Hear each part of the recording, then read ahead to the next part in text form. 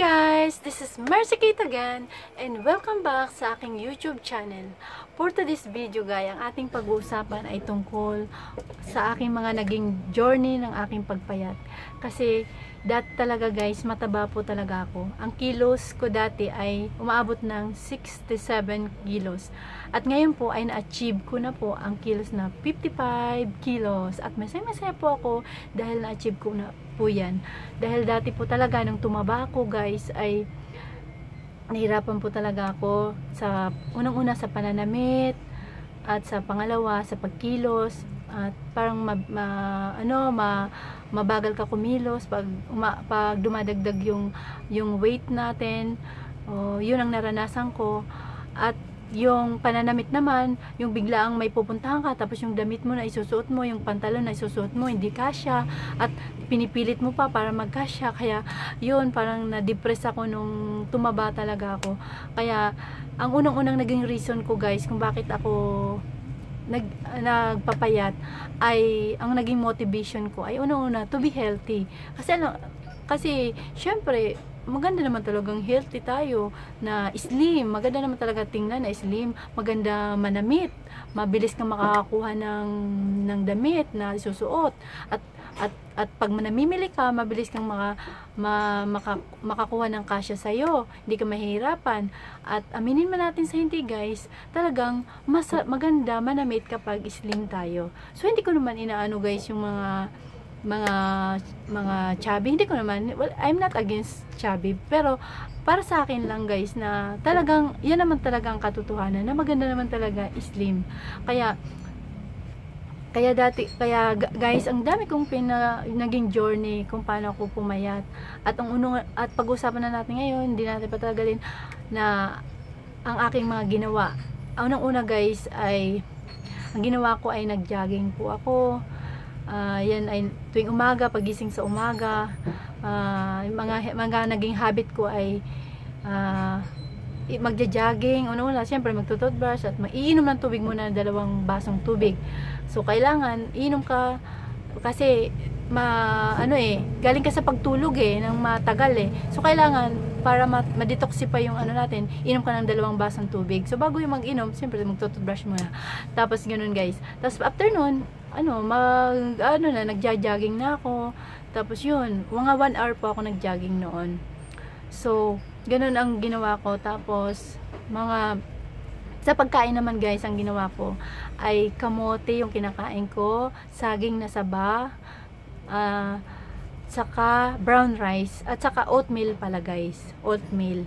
So, yung saging na saba, hilaw ko kinakain guys, kasi maganda daw yan, pang cleansing din yun, maraming gamot din daw, maganda, good benefits, kumbaga maraming healthy benefits sa loob ng katawan yung saging na saba. So yun, pagkagising sa umaga nga, yung water, tapos after water, then saba na kakainin na, yung hinog na hindi mo lulutuin. Tapos yun, so tapos yung naman, kamote naman, ginakain ko minsan yan, lunch, tapos itlog, kumakain din ako niyang itlog, nilalaga ko lang, binubuel ko yung 2 pirasong itlog sa isang araw.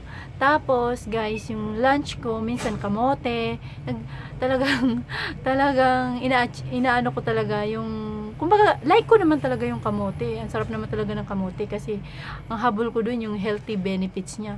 At saka minsan yun, kinaya ko talaga yung lunch, minsan kamote, tapos minsan sa gabi naman, dinner, minsan naman, saging na saba, ganun. Tapos minsan naman brown rice, syempre. So ang kinakain kong ulam naman na protein ay yung chicken, tapos minsan maliit din na maliit na karne lang na hindi ako kumakain ng marami, kumbaga yun, dinisiplina ko yung sarili ko. Tapos guys, yung inano ko talaga yung mga matatamis. Kasi dati guys, pag nag-soft drinks ako, yun, malakas ako sa soft drinks guys dati. Nakakadalawang soft drinks ako sa loob ng isang araw. Kasi syempre, ang sarap naman talaga ng soft drink. So, syempre, may lag ako magbasa, syempre, ng mga healthy article about health. So, na ang soft drinks nga masama sa katawan, yung ganyan, mabilis makataba, yung mga matatamis, yun ang mabilis makataba talaga guys, makadagdag ng timbang. Tapos, yun nga, inano ko yan, kumbaga, kumbaga inalis ko yan, hindi naman sa inalis lahat, kumbaga, pag kumakain sa labas, hindi mo maiwasan may soft drinks, so yun, pagkakain lang sa labas, pero pag dito lang sa bahay, o ano, ganun, kakain ka lang, so hindi ako nagsusoft drink, inano ko talaga. Tapos, yung kape, dati, 3 beses ako magkape sa loob ng isang araw, inano ko yan. Hanggang isa lang, minsan nagiging 2 pa rin. Tapos guys, yung water, sikreto, yung water. Kailangan marami kang inumin na water. Yun ang ginawa ko guys, na 8 glasses of water talaga ang dapat inumin para ma-cleanse yung ating loob ng katawan. At ang ating loob ng katawan guys pala ay 80% water. So, the more na nagtatrabaho ka, mababawasan yung water sa katawan natin. So, kailangan mag-replenish ka, iinom ka ulit ng water. And then, kapag pinawisan ka, mababawasan yung water ang loob ng katawan natin. Ganon. So, kailangan water talaga. Drink 8 glasses. Kinakailangan 8 glasses of water sa loob ng isang araw. Tapos, yun. Syempre, kapag lalo nagtuturo ka, so, the more daw nagsasalita tayo, nababawasan ng water ang loob ng katawan. So, kailangan talaga uminom ng water. So, mahalaga yung water guys, kasi una-una sa lahat, yung benefits ng water ay yung ano natin, yung ang ating mga organs, syempre, matutulungan natin na mag-circulate, ay may ano ba tawag yan, yung organs natin, mag-function para matulungan natin ang ating internal organs na mag-function. So, kailangan ng water talaga. Huwag tayong magpapawala ng water ng water. Kailangan 8 glasses of water. Huwag mababawasan yun. So, guys, ganun mga ginawa ko. Tapos, ano pa ba? Yung oatmeal, sa umaga, minsan nag-oatmeal ako. Siyempre, ang sugar ko guys na ginagamit ay red sugar. Yung segunda guys. Kasi, yung segunda, yun yung healthy. Tapos, yun, ang nilalagay kong sugar sa oatmeal. Tapos, may milk yun. Tapos, yung brown rice nga. So, yun ang mga ginawa ko, guys. Tapos, yun lang, healthy. Paulit-ulit lang, healthy habits ko yun. Kumbaga, inulit-ulit ko lang, minotivate ko yung sarili ko, minindset ko yung sarili ko na kailangan kong tulungan yung sarili ko para ma-achieve ko yung gusto ko.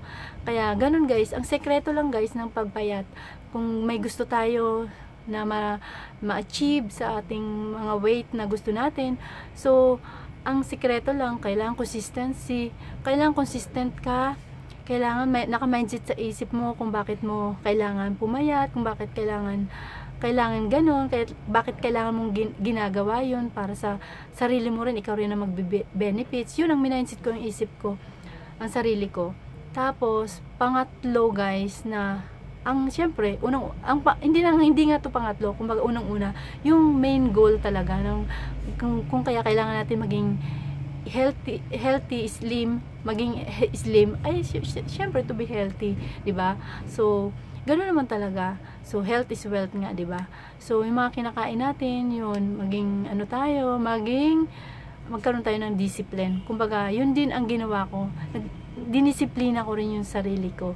Kaya, yun guys, ang mga sikreto ng pagpayat.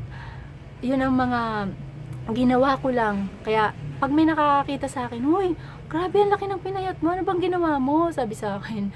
Sabi, yun, simple lang. Tapos yun, kinukwento ko yung mga ginawa ko. Ganun.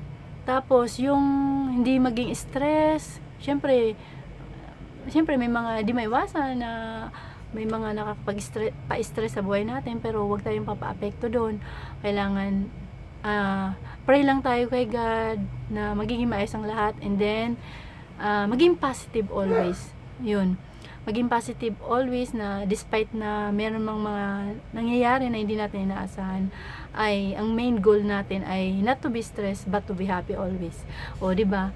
Kumbaga, kaya guys, sana ito lang yung na-share ko sa inyo. Sana nakatulong din yung video ko. Sana naka-inspired po ako sa lahat na kung paano ang ma-achieve yung pagpapapayat. At guys, nga pala, hindi ko napakita. Kailangan may ebidensya guys. Andito pala yung yung aking dating mataba ko. Sorry guys, hindi kasi ako marunong pa masyadong magtawag doon, mag-edit, yung ilalagay yung picture na dati dito sa gilid. Ito guys, sana kitang-kita. Oh, ito ako dati, mataba. Oh, ayan, ang laki ng face ko. Sana kita. Ayan, oh, ang laki ng braso. Tapos, ito pa guys, oh. Ito guys ako. Ayan, ang laki ko dati, oh. Ang laki ng, ng mga braso ko rin. Saka face, patambok.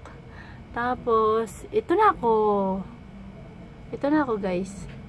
Sana kita. Sana tumutok ka camera, please. Ayan guys. Yan na ako. Tapos, ito pa. Ayan. Maliit na yung braso.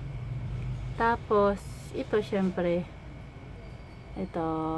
Ayan yung pants ko. Ay guys, ipapakita ko pala yung pants ko. Ito yung ebidensya ng pants ko dati. Na mataba ako guys. Ito yung 32. Size 32 to guys. Talagang tinabi ko pa to para may katibayan ako na ito yung pants ko dati na itabi ko pa. May nanghihingi nga nito. Ayoko ibigay eh. Kasi kumbaga ano ko ito eh. Yung ebidensya ko na talagang pants ko to. Na ito ang pants ko na dati mataba ako.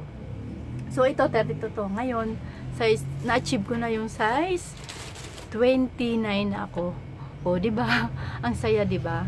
Kaya guys, sana po ito lang po ang ang na-share ko sa inyo. Sana po nakatulong din po ang video ko, naka-inspired po sa inyo na walang imposible kung gusto mo ang isang bagay. Kung gusto mong pumayat, kayang-kaya, walang imposible. Everything is possible. Basta naniwala ka lang, gawin mo. At ito'y consistent mong ginagawa. Believe in yourself. Ganon. Tapos, kailangan mo rin bigyan ng action kung may gusto kang mangyari sa sarili mo. Kaya yun lang guys. Sana po nakatulong ko sa inyo. Maraming salamat po. At sa hindi pa nakaka-subscribe, please remember to subscribe sa aking channel. At pindutin po yung yung bell button para every time na meron akong bagong upload, ma-notify po kayo. Maraming salamat guys, at God bless us all, and thank you for watching always. Mwah! Bye bye! I love you all.